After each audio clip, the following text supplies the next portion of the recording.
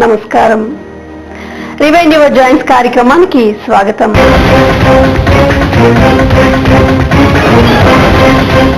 Sciatica అంటే ఏమిటి? Sciatica pain ఎందుకు వస్తుంది? మరి సయాటికా పెయిన్ ఉన్నప్పుడు ఎలాంటి జాగ్రత్తలు పాటించాలి? మరి సయాటికా పెయిన్ ని మందులతో తగ్గించే అవకాశం ఉందా? ఈ విషయాల గురించి వివరించడానికి ఈ రోజు మనతో ఉన్నారు ప్రముఖ స్పైన్ సర్జన్ డాక్టర్ నరేష్ బాబు గారు. వారిని అడిగి వివరాలు తెలుసుకుందాం. నమస్కారం డాక్టర్ గారు. నమస్కారం. డాక్టర్ గారు, చాలా మంది నడుము నొప్పితో పాటు సయాటికా కూడా వచ్చింది అని అంటూ ఉంటారు. అసలు ఈ సయాటికా అంటే ఏమిటో వివరిస్తారా? సయాటికా అంటే మనకి యాక్చువల్ గా సయాటిక్ నర్వ్ గురించి వచ్చే పెయిన్ ని సయాటికా అని చెప్పడం మనకు అలవాటుగా జరుగుతుంది. సయాటిక్ అనేది ఒక వేగ్ టర్మ్. వేగ్ టర్మ్ అంటే చాలా రకాల నొప్పుల్ని ఒక గ్రూప్ లో పేర్చి చెప్పే పెయిన్ ని సయాటిక్ అని చెప్పంటాం. సయాటిక్ నర్వ్ అనేది మనకి నడువులో తయారవుతుంది. నడువులో మొదలయ్యి ఈ తుంటి వెనక నుంచి తొడ వెనకలోంచి కాల్లోకి పాదాల దాకా వెళ్తుంది. ఈ ప్రాంతంలో ఎక్కడ వచ్చినా కానీ పెయిన్ ని మనం సయాటికా అని చెప్తుంటాం. వీళ్ళందరికీ నడుములో నొప్పి మొదలవుతుంది, కాళ్ళలోకి జాల్లాగా వచ్చేస్తుంది. సో నడువులో మొదలయ్యి కాళ్ళకు వచ్చే నొప్పులన్నింటినీ మనం సయాటికా అని చెప్పి అంటూ ఉంటాం. సో ఈ సయాటికాకి రకరకాల కారణాలు ఉంటాయి. సో ఏ నరువు కంప్రెస్ అయితే ఏ ప్రాంతం వరకు నొప్పి వస్తుంది అనేది విడివిడిగా మళ్ళీ మారుతూ ఉంటుంది. ఏ చివరి నరవ S1 నర్వ్ ఉంటుంది. నడువులో కూడా 5 జతల నరాలు ఉంటాయి కదండి. S1 నర్వ్ కంప్రెస్ అయితే చివరి పాదం దాకా వెళ్తుంది, L5 అయినా పాదం దాకా వెళ్తుంది. దాని పైకి వచ్చే నర్వ్స్ మాత్రం మోకాల వరకే వస్తుంటాయి. రకరకాలుగా ఒక్కొక్క ప్రాంతంలో ఒక్కొక్క ఏరియా వరకు ఈ నర్వ్స్ సప్లై చేయడం జరుగుతుంది.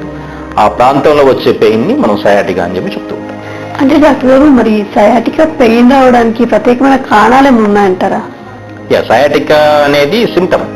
పేషెంట్ వచ్చి మనకు చెప్పేది నడువు నుంచి కాలు జాలు వస్తుందని చెప్పడం అనేది సయాటికా. అది సిమ్టమ్. దానికి కారణాలు చాలా రకాలుగా ఉంటాయండి. మెయిన్గా 90% ఆఫ్ ఈ సయాటికా పెయిన్స్ అన్ని కూడా వెన్నుకు సంబంధించిన లక్షణాలు చూసుకున్నట్టు డిస్క్ స్లిప్ అవటం వల్ల జరుగుతుంటుంది. ఆ డిస్క్ లో కూడా L4-5, L5S1 ఈ 2 డిస్కులు కనుక మనకి స్లిప్ అయినప్పుడు నడుము నుంచి కాళ్ళకు వచ్చే నర్వ్స్ కంప్రెస్ అవటం వల్ల సయాటికా పెయిన్ అని వస్తుంది.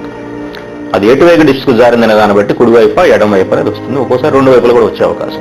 L5 నర్వ్ కనుక కంప్రెస్ అయితే కింద నుంచి 2 నర్వ్ L5 నర్వ్ కంప్రెస్ అయినప్పుడు తుంటిలోంచి నొప్పి మొదలయ్యి తొడ వెనక భాగంలోంచి కాల్లో సైడ్కి వచ్చి పాదం పైకి వెళ్తుంది. S1 నర్వ్ లాస్ట్ నర్వ్ కనుక కంప్రెస్ అయితే తుంటి వెనక నుంచి తొడలోంచి కాలు వెనక భాగంలోంచి పాదం కిందకి వెళ్తుంది. పాదం కిందకి వచ్చే నరం అనేది లాస్ట్ డిస్క్ అయితే పాదం పైకి వచ్చేది లాస్ట్ బట్ 1 డిస్క్. ఈ 2 డిస్కుల వల్ల కూడా మనకి కాలుకి జాలు తిమ్మిరి వచ్చి సయాటికా అని చెప్పండి. ఇవే కాకుండా వేరే కారణాల వల్ల కూడా డిస్క్ సమస్య వల్లే కాకుండా, డిస్క్ స్లిప్ అవటం వల్లే కాకుండా, డిస్క్ కంప్రెస్ అవడం వల్లే కాకుండా వేరే కారణాల వల్ల కూడా మనకి కాలుకి జాలు వచ్చే అవకాశం ఉంది, సయాటికా పెయిన్ వచ్చే అవకాశం ఉంది. దాంట్లో మెయిన్గా సెకండ్ కామనెస్ట్ చూసుకున్నట్టు స్పాండలోలైసిస్ అని. స్పాండలోలైసిస్ అంటే వెన్నుపూసలు జారిపోవటం. డిస్క్ సమస్య అనుకున్నప్పుడు వెన్ను ఎముకలు బాగుంటాయి, కానీ వెన్ను ఎముకల మధ్యలో ఉండే డిస్క్ అనేది స్లిప్ అవటం. అలా కాకుండా వెన్ను ఎముకలే స్లిప్ అవడాన్ని స్పాండలోలైసిస్ అంటాం. వెన్నుపూస జారిపోతుంది. ఇలా జారినప్పుడు కూడా వాళ్ళకి నడుము నుంచి కాలంతా జాలు తిమ్మిరి ముద్దు బట్ట వచ్చే అవకాశం. సో ఇలా మెయిన్గా ఈ రకాలుగా వస్తుంది. ఇది కాకుండా రేర్ కండిషన్స్ లో మనకి సైడ్ లో ఉండే ఫ్యాసెట్ జాయింట్స్ అంటాం, వాటి నుంచి ఫ్లూయిడ్ కలెక్షన్ అయ్యి రావటం, ఇన్ఫెక్షన్స్ వల్ల రావటం, ఫ్రాక్చర్స్ వల్ల రావటం, ఈ రకంగా కూడా మనకి వచ్చే అవకాశం. అంటే డాక్టర్, సయాటికా పెయిన్ అనుకున్నట్లయితే డిస్క్ జారినట్లు అని అర్థం అంటారా? కాదండి. సయాటికా పెయిన్ ఉంటే కాలుకు వచ్చిన ఒత్తుకున్నట్టు. అది దేని ద్వారా ఒత్తుకుందా అనేది మనం మళ్ళీ ఇన్వెస్టిగేట్ చేసి తెలుసుకోవాల్సి ఉంటుంది. అంటే 90% టైమ్స్ లో ఇది డిస్క్ వల్ల ఉండే అవకాశం ఉంటుంది, కానీ మిగతా 20% లో మాత్రం ఇది డిస్క్ కాకుండా ఉండే అవకాశం కూడా ఉంటుంది. అంటే వేరే కారణాల వల్ల కూడా జరిగే అవకాశం ఉంటుంది. అది నిర్ధారించడానికే మనకి రకరకాల టెస్టులు చేయడం జరుగుతుంది. దాంట్లో ఒకటి మెయిన్ ఎక్స్రే అనేది తీసుకొని చూస్తాం. పేషెంట్కి సయాటికా పెయిన్ అని చెప్పినప్పుడు అది ఎన్ని రోజుల నుంచి ఉంది, ఏ ప్రాంతంలో పెయిన్ వస్తుంది, ఈ నొప్పితో పాటు తిమ్మిరి కానీ, మొద్దుబారటం కానీ, బర్నింగ్ సెన్సేషన్ కానీ ఉన్నదా లేదనేది చాలా ఇంపార్టెంట్. సో అది కూడా తెలుసుకోవడం జరుగుతుంది. ఇవన్నీ ఒక రకం చూసుకున్న తర్వాత రఫ్గా మనకి ఆ సమస్య గురించి ఒక ఐడియా వస్తుంది. ఇది వచ్చిన తర్వాత ఏ ప్రాంతంలో ఏ డిస్క్ స్లిప్ అయితే ఇది వస్తుంది అనే దాని కూడా ఇంపార్టెంట్. చాలా మందికి ఈ సయాటికాతో పాటు కాళ్ళలోకి జాలు రావడమే కాకుండా బొట్టన వేలు సరిగ్గా స్ట్రెంగ్త్ లేకపోవడం, మిగతా 4 వేలకి స్ట్రెంగ్త్ లేకపోవడం, కొంతమంది పాదం వాలిపోతుంటారు, అంటే ఫుడ్ డ్రాప్ అంటూ ఉంటాం, పాదం పడిపోతూ ఉంటాం జరుగుతుంది. వాళ్ళ లక్షణాలు ఎలా ఉంటాయంటే చెప్పులు వేసుకోలేకపోతున్నాం అండి, చెప్పులు జారిపోతున్నాయి, కొంచెం దూరం నడవగానే కాళ్ళ చెప్పులు స్లిప్ అయిపోవడం జరుగుతుంది. సో ఇలాంటి లక్షణాలు ఉన్నప్పుడు దాని సివియారిటీ అనేది మనం గ్రేడ్ చేసుకుంటాం. సింపుల్గా పెయిన్ ఒకటే ఉంటే ఒకసారి మైల్డ్ ఫామ్, పెయిన్తో పాటు తిమ్మిళ్ళు మొద్దుబాటు ఉంటే సెకండ్ గ్రేడ్ అయితే, ఈ మొద్దుబాటుతో పాటు మజిల్ పవర్ కూడా వీక్నెస్ రావడం వల్ల ఫుడ్ డ్రాప్ లాగా రావడం సివియర్ ఫామ్ ఆఫ్ సయాటిక్ అలాగోస్. ఇది తెలుసుకోవడం కోసం ఎక్స్రేతో పాటు ఒకసారి ఎంఆర్ఐ స్కానింగ్ అని తీయాల్సి ఉంటుంది. నడువులో ఉండే డిస్క్ అనేది చూడడానికి కోసం ఎంఆర్ఐ స్కాన్ తీసినప్పుడు ఏ డిస్క్ స్లిప్ అయింది, ఎంత సైజులో స్లిప్ అయింది, ఏ నర్వ్ అనేది కంప్రెస్ అయింది, దాన్ని బట్టి మనకి ఇది మెడిసిన్స్ ద్వారా తగ్గేదా, ఫిజియోథెరపీ ద్వారా తగ్గుతుందా, లేక ఇంజెక్షన్స్ లాగా ఏదైనా చేసి తగ్గించే అవకాశం ఉందా, సర్జరీకి వెళ్ళాలనేది నిర్ధారించడం జరుగుతుంది. డాక్టర్ గారు, మరి సయాటికా పెయిన్ ఎలా గుర్తించాలంటారు? సయాటికా పెయిన్ అనేది యూజువల్గా సయాటికా పెయిన్ అనేది పేషెంట్సే చెప్తారు, మనం గుర్తించాల్సిన అవసరం లేదు. నా నడుము నుంచి కాళ్ళలోకి వస్తుంది అనేది పేషెంట్ సైడ్ నుంచే అది డయాగ్నోసిస్ అనేది జరుగుతుంది. ఎందుకు వస్తుంది సయాటిక్ అనేది మనం గుర్తించాల్సి ఉంటుంది. ఈ వచ్చిన పెయిన్ ని కన్ఫర్మ్ చేసుకోవడం కోసం నర్వ్ టచ్ టెస్ట్ అని కొన్ని టెస్టులు చేసుకుంటాం. అంటే దీంట్లో కామన్ గా చేసే టెస్ట్ వచ్చి స్ట్రైట్ లెగ్ రైజింగ్ టెస్ట్ అంటాం. పేషెంట్ పడుకొని మోకాలు మడవకుండా కాలు కనుక ఫ్రీగా పైకి లేపగలిగితే ఈ సయాటిక్ నర్వ్ మీద ఎటువంటి కంప్రెషన్ లేనట్టు. అలా కాకుండా ఈ అక్యూట్ గా సివియర్ గా పెయిన్ ఉన్నప్పుడు, రీసెంట్ గా డిస్క్ స్లిప్ అయినప్పుడు కానీ, ఈ నర్వ్స్ కంప్రెషన్ రీసెంట్ గా ఉన్నప్పుడు ఏమవుతుందంటే వాళ్ళు 20 degrees 30 degrees కంటే వెళ్తలేదు. నార్మల్గా అయితే మోర్ దాన్ 45 degrees ఈజీగా లేపగలిగిన కాలు 20 degrees 30 degrees లేపగానే నడుములోంచి కాళ్ళలోకి సివియర్ పెయిన్ వస్తుంది. వాళ్ళు నడిచినప్పుడు వచ్చే పెయిన్ కాలు పైకి లేపినప్పుడు రిప్రొడ్యూస్ అవుతుంది. అలా జరుగుతున్నప్పుడు దాన్ని కన్ఫర్మ్ చేసుకుంటాం. అంటే నరువు మీద కంప్రెషన్ ఉందని మనం కన్ఫర్మ్ చేయడం జరుగుతుంది. దీన్ని ఆబ్జెక్టివ్గా కన్ఫర్మ్ చేయడం కోసం ఎంఆర్ఐ స్కాన్ అనేది తీయడం జరుగుతుంది. ఆ ఎంఆర్ఐ స్కాన్లో మనకి క్లియర్గా నరువు కంప్రెషన్ ఉందా లేదా తెలుస్తుంది. రివైండ్ యువర్ జాయింట్స్ కార్యక్రమంలో ఒక చిన్న విరామం.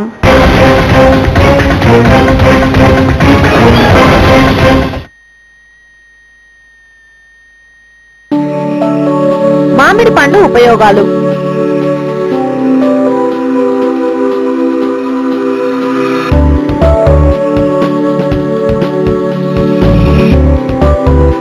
మామిడి పండు అధిక విటమిన్లు, మినరల్స్ ను కలిగి ఉంటుంది. క్యాన్సర్ రాకుండా కాపాడుతుంది.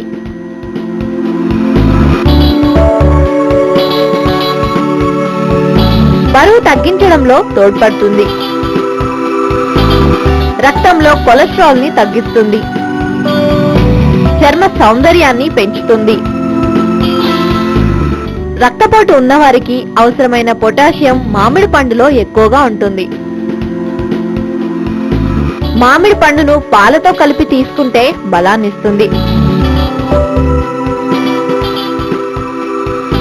జీర్ణశక్తిని పెంచుతుంది. మూత్రపిండాలలోని రాళ్లను కరిగించడంలో ఉత్తమమైనది మామిడి పండు.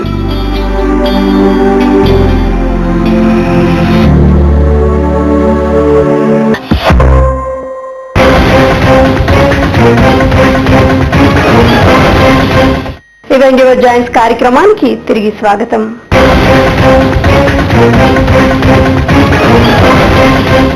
డాక్టర్, మరి ఏ వయసులోపు వాళ్ళకి ఎక్కువగా ఈ సయాటికా పెయిన్ మనం చూడొచ్చు అంటారు? ఇది కూడా వయసుతో నిమిత్తం లేదండి, వయసుతో నిమిత్తం లేదు. కాబట్టి చిన్నపిల్లల్లో చాలా అరుదుగా చూస్తుంటాం, కానీ చిన్నపిల్లలు రాకూడదని ఏం లేదు. మేజర్గా ఇదంతా కూడా నడి వయసులో వస్తుంటుంది. మిడిల్ ఏజ్ గ్రూప్లో ఎక్కువగా వస్తుంటుంది. వయసు పైబడిన వాళ్ళలో కూడా వచ్చే అవకాశం ఉంటుంది. అంటే చిన్నపిల్లల్లో వచ్చినప్పుడు ఏంటంటే స్పెసిఫిక్గా వాళ్ళకి ఒక ఇన్సిడెంట్ అనేది జరుగుతుంది. ఇన్సిడెంట్ పడిపోవటము, లేకపోతే హెవీగా వెయిట్ లిఫ్ట్ చేయటము, పైనుంచి కింద జారిపడడం కానీ, వాటర్ క్యాన్లు లిఫ్ట్ చేసినప్పుడు, బియ్య బస్తాలు, గ్యాస్ సిలిండర్లు, ఇట్లా హెవీ ఆబ్జెక్ట్స్ వాళ్ళ అలవాటుకు మించి వెయిట్ లిఫ్ట్ చేసినప్పుడు సడన్గా నడువులో నొప్పి వచ్చిందంటాం, సౌండ్ వినిపించిందని చెప్తున్నారు కొంతమంది. వెయిట్ లిఫ్ట్ చేసినప్పుడు నడువులో శబ్దం లాగా వచ్చిందని, శబ్దం వచ్చిన రాగానే ఇమ్మీడియట్గా కాళ్ళలోకి వచ్చేసింది పెయిన్ అనేది ఒక వర్షం. చేసిన రోజు బాగుందండి, 2 రోజుల తర్వాత నడుము నుంచి కాళ్ళలోకి జాలు వచ్చేసింది, జాలు తిమ్మిరి మొద్దుబాయటం అంతా వచ్చేసింది అని చెప్తుంది.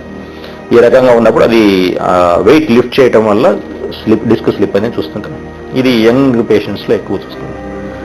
మిడిల్ ఏజ్ గ్రూప్లో వచ్చేసరికి మనకి ఎటువంటి వెయిట్ లిఫ్టింగ్ ఎపిసోడ్ లేకున్నా కానీ, లాంగ్ ట్రావెల్, ఎక్కువ ప్రయాణం చేయటం వల్ల కానివ్వండి, అలవాటు లేని పని ఎక్కువసేపు చేయటం, అంటే ఉంగి ఎక్కువ పని చేయాల్సి వచ్చినప్పుడు, సివియర్ బోటప్ కాఫ్ ఈవెన్ దగ్గినా తుమ్మినా కూడా ఆ ఫోర్స్కి డిస్క్లు స్లిప్ అయ్యి జారే అవకాశం ఉంటుంది. సో ఇలా జరుగుతుంది. వయసు పైబడిన వాళ్ళల్లో యూజువల్గా ఇలాంటి ప్రిసిపిటేటింగ్ సింప్టమ్స్ ఉండవు. కాకపోతే ఏమవుతుందంటే వయసు పైబడినప్పుడు ఈ వయసుతో పాటు వెన్నుపూసలో ఉండే నరాలకు ఉండే పరిమాణం కూడా గ్యాప్ కూడా తగ్గిపోతుంది న్యాచురల్గానే. వాళ్ళకి చిన్న డిస్క్ స్లిప్ అయినా కానీ సివియర్ పెయిన్ వస్తుంది. వయసు అది చిన్నపిల్లల్లో కనుక వయసు కెనాల్ చాలా వైడ్గా ఉంటుంది. వాళ్ళకి మేజర్ డిస్క్ ప్రొలాప్స్ ఉంటాయి కానీ సయాటికా రాదు. అంటే వయసు పైబడిన వాళ్ళలో సైజ్ తగ్గిపోవటం వల్ల చిన్న డిస్క్ వచ్చినా కానీ వాళ్ళకి సివియర్గా పెయిన్ వచ్చే అవకాశం ఉంది. సో ఇది వయసుతో నిమిత్తం లేకుండా మనకి ఎప్పుడైనా జరగవచ్చు. కాకపోతే ఆ పెథాలజీ అనేది మారుతుంది. కొన్ని టైప్ ఆఫ్ సయాటికాస్ అంటే బై బర్త్లో ఉంటుంది ఆరిజిన్. అంటే స్పాండిలోలైసిస్ అని చెప్పి చూసారా, వెన్నెముకలు జారిపోవడం. ఈ లక్షణం అనేది ఈ ప్రాబ్లం అనేది పేషెంట్స్కి పుట్టుక నుంచే ఉంటుంది. కాకపోతే అది 15-20 ఇయర్స్ వరకు యూజువల్గా బయటపడుతుంది. ఆ 15-20 ఇయర్స్ దాటిన తర్వాత మెల్లగా వెన్నుపూస నుంచి వెన్నుపూస జారటం మొదలుపెట్టినప్పుడు వాళ్ళకి లక్షణాలు బయటపడుతూ ఉంటాయి. వాళ్ళు కూడా యాక్టివిటీ రిలేటెడ్గా పెయిన్ చెప్తుంటారు. ఎక్కువసేపు నిలిచినప్పుడు వస్తుంది, నడిచినప్పుడు వస్తుంది, దగ్గినప్పుడు తుమ్మినప్పుడు పెయిన్ వస్తుందండి. బాగా ట్రావెల్ చేసిన రోజు, కష్టపడి పని చేసిన రోజు, ఇంట్లో లేడీస్ అయితే పని మనిషి రాని రోజు, ఇంట్లో పని చేసుకున్నప్పుడు, బట్టలు ఉతికినప్పుడు, ఇల్లు ఉడిచినప్పుడు పెయిన్ వచ్చేస్తుందని ఆ రోజు రెస్ట్ తీసుకుంటే తగ్గుతుందని చెప్తుంటాం. సో ఇది బేసిక్గా ఏజ్ గ్రూప్ను బట్టి మనకు వచ్చే లక్షణాలు మారుతూ ఉంటాయి. డాక్టర్, మరి సయాటికా పెయిన్ ని మందులతో తగ్గించే అవకాశం ఉందంటారా? సయాటికా పెయిన్స్ అనేది 90% మెడిసిన్స్ పైన తగ్గిపోతాయి, ఎస్పెషల్లీ డిస్క్ ప్రొలాప్స్ కనుక ఉంటాయి. కాకపోతే ఈ ఒక్కసారి డిస్క్ స్లిప్ అయినప్పుడు మనకి 2 రకాల కారణాల వల్ల పెయిన్ వస్తుంది, సయాటికా పెయిన్ వస్తుంది. ఇది చాలా అర్థం చేసుకోవాల్సిన విషయం. డిస్క్ ఎప్పుడైతే స్లిప్ అవుతుందో, డిస్క్ అనేది మనకి ఒక కార్ టైర్ లాగా ఉంటుంది. మల్టిపుల్ లేయర్స్ నుంచి లోపల గుజ్జు అనేది మెయింటైన్ అవుతుంది. న్యూక్లియస్ పల్పోజ్ అనే సెంటర్లో ఉంటుంది, బయట యాన్యులస్ ఫైబ్రోస్ అంటాం. బయట టఫ్గా ఉంటుంది, సెంటర్లో జెల్ లాగా ఉంటుంది. ఈ డిస్క్ రప్చర్ అయినప్పుడు ఆ జెల్ లాంటి మెటీరియల్ బయటికి లీక్ అవుతుంది. లీక్ అయినప్పుడు చాలా కెమికల్స్ కూడా బయటికి లీక్ అవుతాయి. అంటే డిస్క్ మీద కంప్రెషన్ లేకపోయినా, అంటే జారిన డిస్క్ మరీ ఎక్కువ సైజు లేకపోయినా కూడా ఈ కెమికల్స్ అన్ని బయటికి రావడం వల్ల ఆ నరం అంతా కూడా బాగా విపరీతమైన పెయిన్ వస్తుంది. దాన్ని కెమికల్ ఫేజ్ అంటాం. అది కెమికల్ ఫేజ్ అంటాం. ఈ కెమికల్ ఫేజ్తో పాటు ఈ డిస్క్ కూడా బయటికి స్లిప్ అయినప్పుడు దాని మీద కంప్రెషన్ వస్తుంది. దాన్ని మెకానికల్ ఫేజ్ అంటాం. ఈ కెమికల్ ఫేజ్ అనేది 90% మనకి 3 వీక్స్ నుంచి 4 వీక్స్ ద్వారా మెడిసిన్స్ ద్వారా కానీ ఫిజియోథెరపీ ద్వారా కానీ ఏం చేయకపోయినా కానీ తగ్గిపోతుంది. సో 90% ఆ కెమికల్ ఫేజ్ తగ్గిపోయిన తర్వాత మాత్రమే పేషెంట్కి మెకానికల్ కంప్రెషన్ వల్ల ఉండే పెయిన్ మిగిలిపోతుంది. అంటే డిస్క్ జారినప్పుడు సివియర్గా పెయిన్ ఉంటే ఈ పెయిన్ ఇలాగే ఉంటుంది అనుకోవడానికి కరెక్ట్ కాదు. ఫస్ట్ 3 వీక్స్ నుంచి 4 వీక్స్ వరకు వచ్చిన రిలీఫ్ మంచి రిలీఫ్ వస్తుంది. 4 వీక్స్ దాటిన తర్వాత ఉండే పెయిన్ అంతా కూడా మెకానికల్ కంప్రెషన్ వల్ల వచ్చే పెయిన్ అనమాట. దానికి వరకే మనకి సర్జరీస్ కానీ ఎన్ని చేయాల్సి ఉంటుంది. ఆ కెమికల్ ఫేజ్లో తొందరపడి ఆపరేషన్ చేయాల్సిన అవసరం లేదు.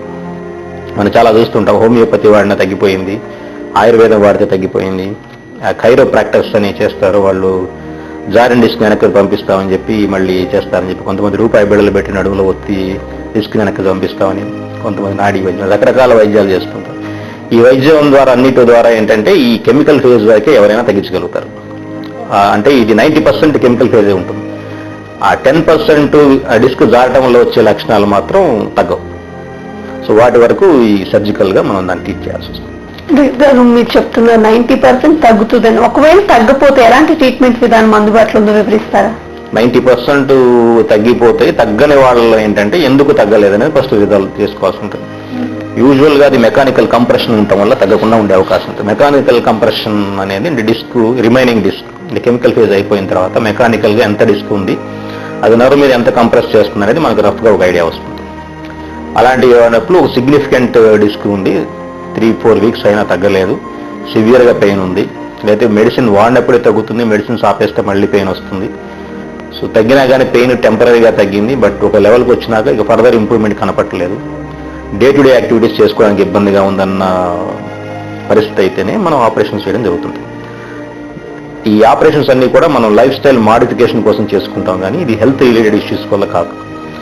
ఇవి అర్థం చేసుకోవాల్సింది ఏంటంటే, ఒక డిస్క్ స్లిప్ అయ్యి సింగిల్ నర్వ్ కనుక కంప్రెస్ అయినప్పుడు, సో దానివల్ల లాంగ్ టర్మ్లో ఎటువంటి ఇబ్బందులు ఉండవు, పెయిన్ తప్పితే.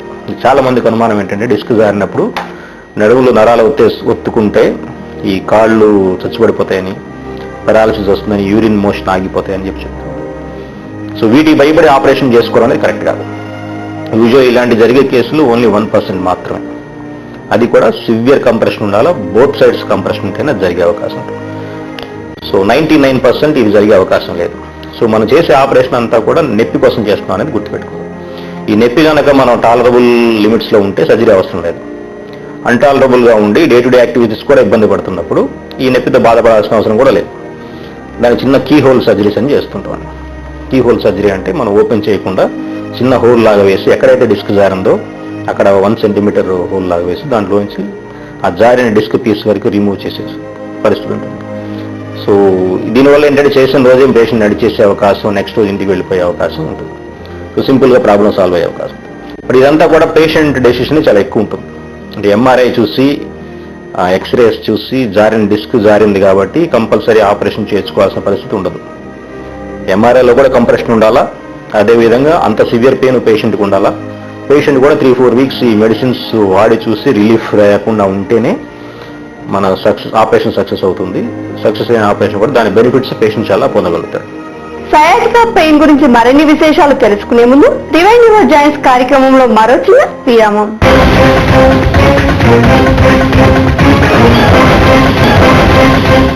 డివైన్ యువర్ జాయింట్స్ కార్యక్రమానికి తిరిగి స్వాగతం.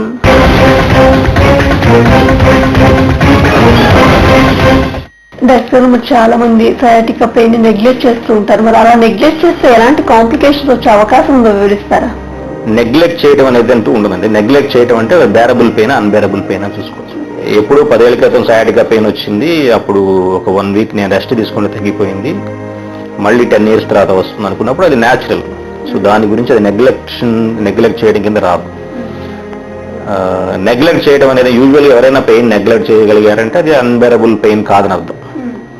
నెగ్లెక్ట్ చేయకూడదు ఏంటంటే ఈ పెయిన్తో పాటు తిమ్మిర్లు, జాలు, ముద్దుబానట్టుగా ఉంటాం, పాదాలు తిమ్మిరెక్కడం, చెప్పులు జారిపోతున్నట్టుగా అనిపించడం, ఎక్కువసేపు నడవలేకపోవడం, ఎక్కువసేపు నిల్చోలేకపోవడం, యాక్టివిటీ డే బై డే తగ్గిపోతూ ఉంటాం. ఇలాంటి జరుగుతున్నప్పుడు దాన్ని మనం నెగ్లెక్ట్ అని చెప్పుకుంటాం. పెయిన్ గురించి నెగ్లెక్ట్ చేయడం అనేది యూజువల్గా జరగదు. పేషెంట్స్ ఎవరు కూడా పెయిన్ని టాలరేట్ చేస్తూ ఉండలేరు. పెయిన్ నెగ్లెక్ట్ చేస్తున్నారంటే అది అన్బేరబుల్ పెయిన్ కాదని మనం నిర్ధారించుకోవాల్సి ఉంటుంది. నెగ్లెక్ట్ చేయకూడని ఎలాంటివి ఉంటాయంటే ఈ తిమ్మిర్లు, జాలు, బ్యాలెన్స్ తగ్గటం, నడక సరిగ్గా లేకపోవటం, నడిచే దూరం రోజు రోజుకి తగ్గిపోతూ ఉంటాం. సిమ్టమ్స్ అన్నీ కూడా డే బై డే పెరుగుతూ ఉంటేనే మనకి ఆపరేషన్ అనేది చేయాల్సి అవసరం ఉంటుంది.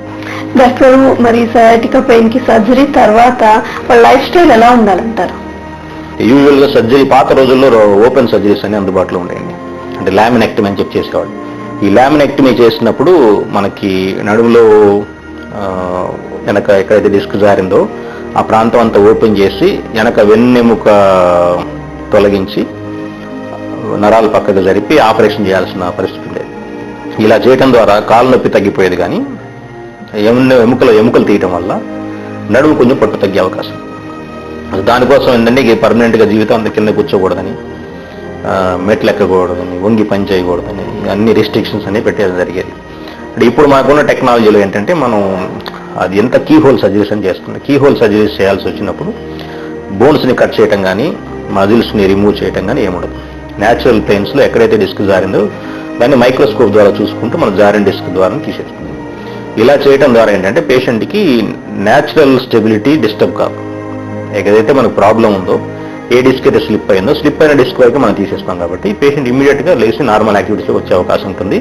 వాళ్ళకి ఫర్దర్గా ఎటువంటి రిస్ట్రిక్షన్స్ కూడా ఉండవు. అంటే కింద కూర్చోకూడదని, వంగి పని చేయకూడదని, బరువులు ఎత్తకూడదని ఇలాంటి రిస్ట్రిక్షన్స్ అంటూ ఉండవు. సో కాకపోతే ఏంటంటే పేషెంట్స్కి న్యాచురల్ టెండెన్సీ యంగ్ ఏజ్లో కనుక డిస్కులు జారినప్పుడు మిగతా డిస్కులు జారకుండా కొంచెం ప్రికాషన్స్ తీసుకోమని చెప్తాం తప్పితే అదర్వైజ్ సర్జరీ చేయడం వల్ల లైఫ్ స్టైల్ పర్మనెంట్గా మార్చుకోవాల్సిన పరిస్థితి లేదు. అలాంటి సర్జరీస్ చేయడం ఉపయోగం కూడా ఉండదు. లైఫ్ స్టైల్ అంతా మార్చుకొని చేయాల్సినంత ప్రాబ్లం వచ్చినప్పుడు ఆ సర్జరీలో ప్రాబ్లం ఉన్నట్టు అర్థం.